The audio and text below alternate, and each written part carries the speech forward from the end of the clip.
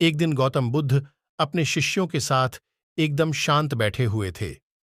उन्हें इस प्रकार बैठे हुए देख शिष्य चिंतित हुए कि कहीं वह अस्वस्थ तो नहीं है। एक शिष्य ने उनसे पूछा कि आज वह मौन क्यों बैठे हैं, क्या शिष्यों से कोई गलती हो गई है? इसी बीच एक अन्य शिष्य ने पूछा कि क्या वह अस्वस्थ हैं, पर बुद्ध मौन रहे।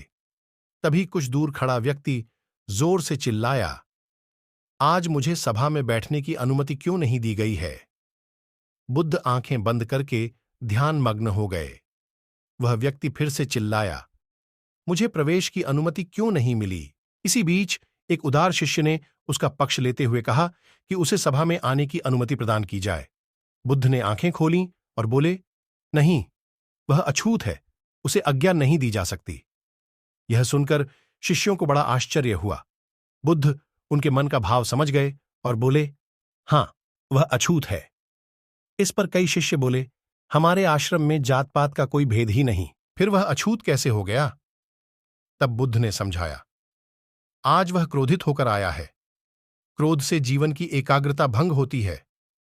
क्रोधी व्यक्ति प्राय मानसिक हिंसा कर बैठता है। इसलिए जब तक वह क्रोध में रहता है तब तक अछूत होता है। इसलिए उसे कुछ समय एकांत में खड़े रहना चाहिए। क्रोधित शिष्य भी बुद्ध की बातें सुन रहा था। पश्चाताप की अग्नि में तपकर वह समझ चुका था कि अहिंसा ही मनुष्य का महान कर्तव्य व परम धर्म है। वह बुद्ध के चरणों में गिर पड़ा और कभी क्रोध न करने का प्रण लिया। शिक्षा।